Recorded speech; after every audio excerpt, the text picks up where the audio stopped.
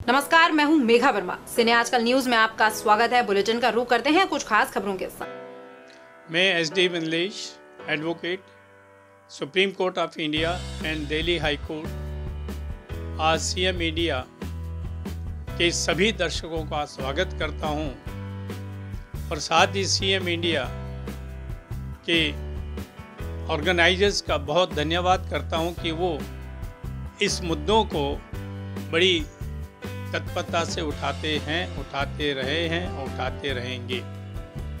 आज जब सुबह मैं उठा तो मेरे कानों में अर्नब गोसाई की आवाज़ आई, मेरी जान खतरे में है, सुप्रीम कोर्ट मेरी आवाज़ को सुनो, मुझे बेल दे दीजिएगा, मेरी जान खतरे में है। मुझे बड़ा दुख हुआ। ये हमारे जितने भी राष्ट्रवादी ताकतें हैं, उनके साथ क्या हो रहा है आज। इन 70 सालों में हमारे देश को जितने भी एंटी नेशनल फोर्सेस थी, उन्होंने इतना ज्यादा इसको डोमिनेट कर दिया है कि चाहे वो ब्यूरोक्रेसी का कोई भी लेवल हो, चाहे IPS हो, चाहे IAS हो, और तो और कुछ एक मुझे कहना तो नहीं चाहिए परंतु फैक्ट है और सभी जानते हैं इस बात को, जुडिशरी के अंदर भी उनकी पहुंच चुकी है। और रिजल्ट आपके सामने है। किस तरह एक राष्ट्रवादी जर्नलिस्ट की आवाज को दबाया जा रहा है, किस तरह से पूरी महाराष्ट्र सरकार, पुलिस कमिश्नर, बॉलीवुड और ल्यूटेन मीडिया, लेफ्टिस्ट मीडिया और इस्लामिक फोर्सेस, अगर मैं कहूँ नक्सलाइट तो उसमें भी कोई कम नहीं है, ये सभी मिलकर के एक आदमी के पीछे इतना हाथ धो के पड़ गए हैं कि तौबा तौबा। मुझे नहीं लगता कि हमारे देश में इस प्रकरण को देख करके आज कोई डेमोक्रेसी एग्जिस्ट कर रही है। कहने को तो we are the biggest democracy of the world, but practically जो हालात हो रहे हैं, दैट्स वेरी डिप्लोरेटिंग कंडीशंस। यही जो बाला साहब थे, जिनको आज भी मैं भी आप सभी मुझे पता है नतमस्तक होते हैं और बहुत अच्छे कार्टूनिस्ट थे, पर ये उन्होंने कैसा कार्टून बनाया। कहावत बहुत पुरानी है और जानी मानी है कि तैराकी हमेशा डूबता है। उससे ओवर कॉन्फिडेंस होता है कि मैं ये नदी को क्रॉस कर जाऊंगा, उस ओवर कॉन्फिडेंस के अंदर ही वो चोट खा जाता है और गिर जाता है। इसी तरह बाला साहब बहुत ही माने हुए, बहुत ही सुलझे हुए हिंदुत्ववादी नेता थे, परंतु आज हर आदमी की जबान पर यह सेंटेंस आ रहा है कि इतने महान व्यक्तित्व का कैसा बेटा बना है, किस माहौल में इसको पाल पोस कर बड़ा किया है, जिसने अपने निजी स्वार्थ के लिए ना केवल हिंदुत्व को या महाराष्ट्र को या बॉलीवुड को, बल्कि मैं कहता हूं देश को उसने सारे विश्व के अंदर बदनाम करके रख दिया। बाहर कहीं भी जाओ, उनसे बात करो, अरे आपके देश में क्या डेमोक्रेसी है। आम आदमी की छोड़िए, वहां तो जर्नलिस्ट को भी बोलने के लिए कोई अधिकार नहीं है, कोई सरकार के खिलाफ कह नहीं सकता, कोई पुलिस का जो क्रूरल्टी होती, ब्रूटैलिटी होती है, उसके खिलाफ आवाज नहीं उठा सकता। अगर कोई उठाएगा तो उसके ऊपर सैकड़ों हजारों FIR लॉन्च कर दी जाती है। आज रियली अगर मैं ये कहूं कि देश का हर हिंदू इस उद्धव ठाकरे के ऊपर रो रहा है, उसकी एक्टिविटीज देख करके, उसकी वे ऑफ वर्किंग देख करके, एक सीट की खातिर उसने अपने पिताजी का नाम इस कदर नीचे गिरा दिया है कि कोई भी अब शिवसेना के लिए वोट देने को तैयार नहीं है और कोई भी शिवसेना को सपोर्ट करने को तैयार नहीं है। अगर यही उद्धव ठाकरे जी अमित शाह से दोबारा बात करके बीजेपी के साथ मिलकर सरकार बनाते, जो कि पब्लिक ने उनको रेफरेंडम दिया था, इलेक्शन के टाइम उद्धव ठाकरे ने बिल्कुल नहीं कहा कि मैं एनसीपी से या कांग्रेस से मिलकर के सरकार बनाऊंगा, बल्कि मैं ये कहता हूं कि जिस समय उद्धव ठाकरे ने बीजेपी का साथ छोड़कर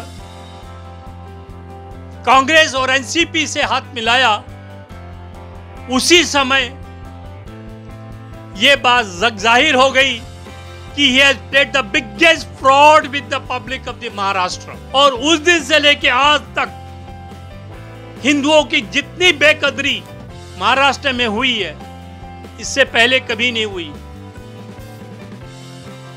जिस प्रदेश के अंदर एक निहत्थे साधु संत के साथ पब्लिक लिंचिंग की जाती है और पुलिस टाइम से चार्जशीट पेश नहीं करती, उनके पास इतना फुर्सत नहीं है कि 3 हिंदू के संत महात्माओं की पब्लिक लिंचिंग की चार्जशीट कोर्ट में पेश कर दे। उनके पास इतना टाइम नहीं है कि एक नवयुवक, उभरता हुआ, टैलेंटेड और most intellectual among the Bollywood अभिनेता की अगर मौत हो जाती है किसी कारण से और पब्लिक कहती है मौत जानबूझ के की गई है, और महाराष्ट्र पुलिस पब्लिकली अनाउंस करती है कि it's a suicide without going into investigation, without lodging a formal FIR. I am highly surprised how an IPS officer who has been selected by the UPSC, it's a curse on the UPSC also, that they are selecting officers like Mr. Paramveer Singh in the IPS, who doesn't know how to initiate the investigation, who only knows only one thing: how to take revenge from anybody who points out the lackings and shortcomings and deficiency in the police force of the Maharashtra, or say anything against the state government, as if he has got no faith, no allegiance to the Constitution of India, but he is a bonded labor of the Maharashtra government. Maharashtra government means Shiv Sena, NCP and Congress. इस कांग्रेस ने 70 सालों में हमें क्या दिया है? हिंदुओं के कट्टर दुश्मन रहे हैं कांग्रेस। इन्होंने इस देश के अंदर हिंदुओं की जनसंख्या को घटाने के लिए 1955 में हिंदू कोड बिल बनाया ताकि हिंदुओं की संख्या कम हो जाए और माइनॉरिटी की संख्या बढ़ जाए और यह देश एक ना एक दिन रूप जो उसकी कल्मिनेशन उस पे करके एक इस्लामिक स्टेट बन जाए। Right from the day 1 till date the Congress has been anti Hindu forces. This is the character in built with the Congress. अगर कांग्रेस में थोड़ी भी सिंसेरिटी होती, थोड़ा सा भी सेकुलरिज्म होता, तो हिंदू कोड बिल के बजाय वो यूनिफॉर्म सिविल कोड लाते ताकि इस देश के हर वासी के लिए एक किस्म का कानून होता। ऐसा नहीं कि एक कम्युनिटी 4 शादी करे और 7 शादियों तक कर सके और दूसरी कम्युनिटी आप कहें कि एक ही लड़की से आप शादी कर सकते हैं, वो भी 18 या 21 साल के बाद, जबकि वहां आप 13-14 साल के अंदर शादी को भी सिया जो एक्सरियत उनका जो कानून उसमें जायज ठहरा देते हैं। तो नेचुरली इस देश को इस्लामिक कंट्री बनाने के लिए एक लीगल कॉन्स्पिरेसी हिंदुओं के खिलाफ की गई और उसका नतीजा आज भुगतने को मिला है। इस अर्नब की अगर आप तह में जाएं तो कुछ समय पहले वहां के एक मंत्री नवाब मलिक, आपको पता होगा उन्होंने क्या कहा कि हम इस राष्ट्रवादी पत्रकार को इतना टॉर्चर करेंगे कि वो खुद ब खुद सुसाइड कर लेगा। और उसका साथ जो अनिल देशमुख जी हैं, जो एनसीपी के, जो कहते हैं राष्ट्रवादी कांग्रेस पार्टी, इन दोनों पार्टियों के होते हुए हमारे हिंदुओं के सारे धर्म, सारे फेस्टिवल सूने खो गए, पर इन्हें एक लेश मात्र भी इस बात का एहसास नहीं हुआ, शर्म नहीं आई इनको कि साल भर के सारे त्योहार अक्टूबर नवंबर के महीने में होते हैं, इन्होंने मंदिर नहीं खोले। यह एक बहुत बड़ी साजिश जो कांग्रेस, एनसीपी, शिवसेना के साथ मिलकर के हिंदुओं के खिलाफ कर रही है। और यही साजिश वो पत्रकारों के खिलाफ कर रही, यही साजिश वो बॉलीवुड के एक्टर्स के खिलाफ कर रही है। मुझे बताओ, ये सुसाइड सारे हिंदू ही करेंगे? आईपीसी की धारा 306 के तहत अबेटमेंट ऑफ सुसाइड एक ऑफेंस है, नो डाउट इन इट, परंतु बेसिक क्रिमिनल जुडिस्प्रूडेंस क्या कहती है? हर क्रिमिनल ऑफेंस के पीछे एक मेंसरिया होना लाजमी है। पहली चीज, तो क्या इस केस के अंदर बॉम्बे पुलिस या महाराष्ट्र पुलिस ने यह प्रूव किया कि अर्नब गोस्वामी ने उस नायक परिवार को इस तरह से प्रेरित किया है, मोटिवेट किया है या इंसाइट किया है कि वो सुसाइड कर ले? This is purely a civil act. आज देश में हजारों की संख्या में टेंडर्स या कॉन्ट्रैक्ट्स दिए जाते हैं और उसकी टर्म्स एंड कंडीशंस होती हैं कि इस स्टेज के ऊपर इतना पैसा मिलेगा, इस स्टेज पे इतना पैसा मिलेगा, and when you complete the work, your 10% payment will be withheld.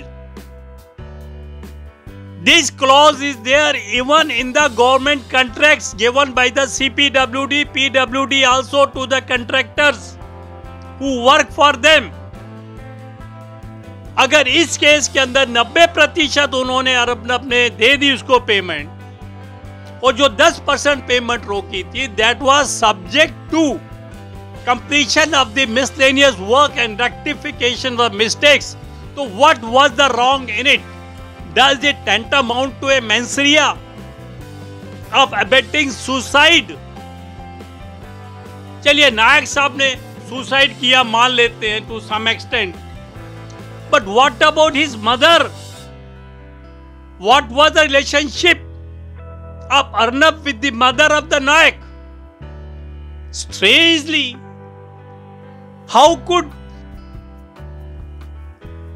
the police commissioner come to the conclusion and reopen the case without seeking the approval of the magistrate concerned